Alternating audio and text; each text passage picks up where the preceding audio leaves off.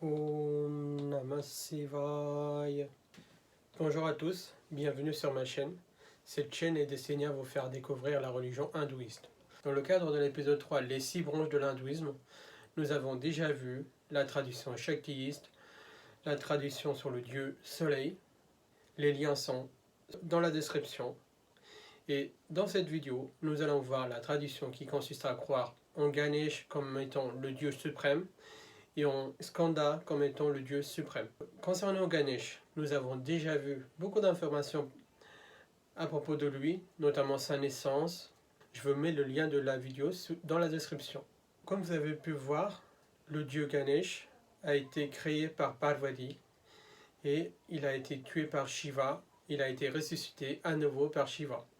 C'est à ce moment-là que Shiva aurait reconnu sa paternité sur Ganesh. Si Ganesh a été créé par Parvati, son frère Skanda, il est aussi appelé Saravana, Arumuga, il a plusieurs noms. Dans le cadre de cette vidéo, on l'appellera Saravana. Il a été créé par Shiva. Saravana est le petit frère de Ganesh et le fils de Shiva et de Parvati. Comme vous savez, les Devas et les Asuras, ils se battent tout le temps. Comme à chaque fois les Devas perdent, ils se font dominer par les Asuras. Les Asuras prennent le contrôle des royaumes des cieux. Ils torturent les Devas. Dans l'hindouisme, vous et moi, on peut obtenir ce qu'on veut en priant Dieu de façon très rigide, très rigoureuse, en faisant une carême très dure. C'est ce qu'a fait un Ashura qui s'appelle Sura. Il fait la carême, Shiva apparaît devant lui, il obtient de Shiva que personne ne peut le détruire à part les pouvoirs de Shiva.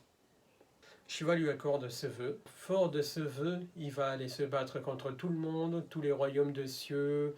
Il va battre les Devas. Il va les soumettre. Il va obtenir le royaume des cieux. Il obtient la place de Indra. Et le roi des cieux, le roi des Devas. Il le chasse de son trône et il va torturer les Devas. Ils vont aller voir les dieux.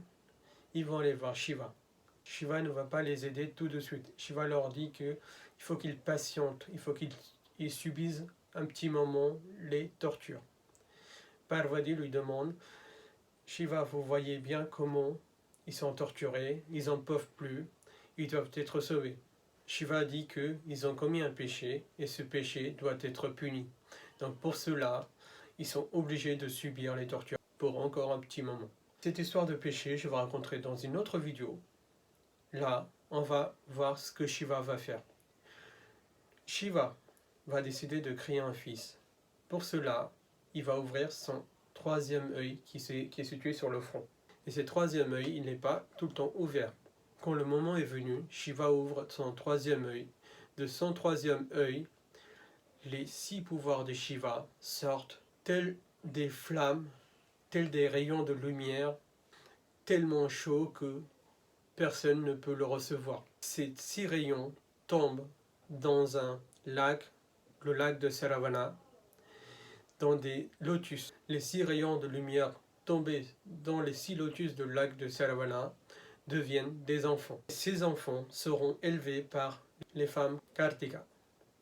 Elles sont 6. Elles vont élever ces 6 enfants. Et un jour, Parvati va venir et va prendre les 6 enfants dans ses bras, et les 6 enfants deviennent un seul et même, et c'est lui, Saravana. De ce fait, il a 6 têtes, il a 12 bras. Parvati va lui donner une arme, le vel.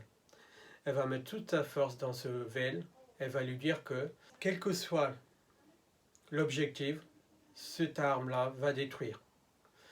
Donc il va partir en guerre, et la guerre dure longtemps, parce que Sura n'est pas seul.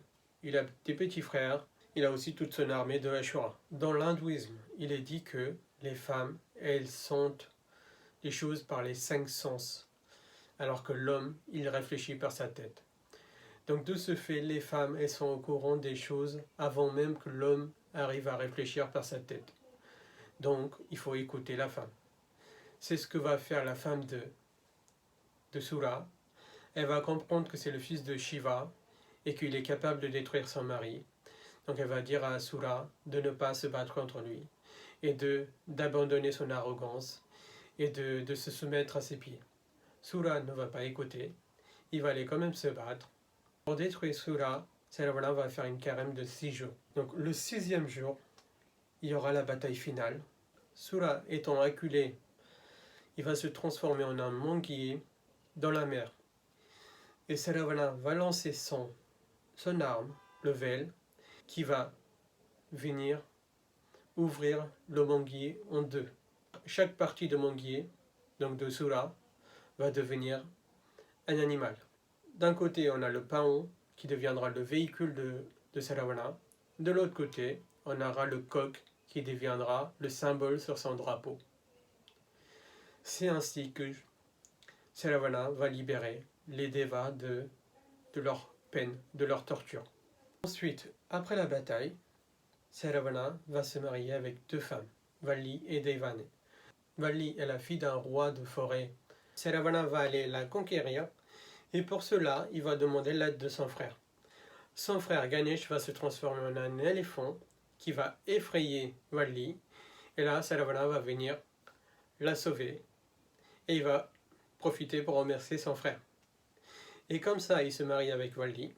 Ensuite, il retourne dans le royaume des cieux. Là, Indra va lui offrir sa fille, Devane, pour remercier de les avoir libérés.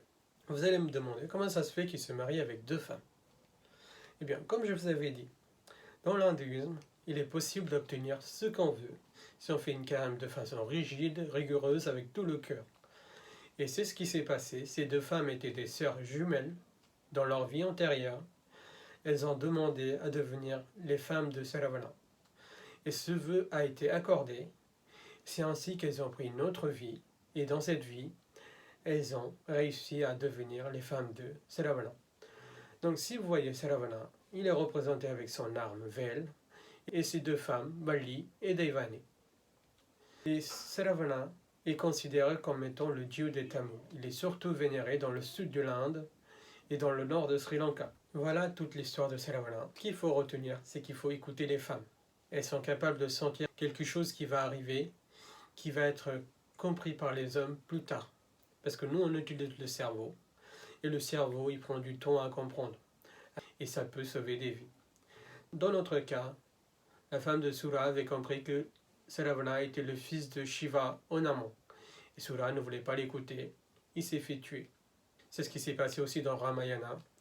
La femme de Ravana avait compris que Rama était l'avatar de Vishnu et qu'il ne fallait pas se battre contre lui. Et Ravana n'avait pas écouté. Au final, il se fait tuer. Dans le prochain épisode, nous verrons la tradition qui consiste à croire en Vishnu et en Shiva.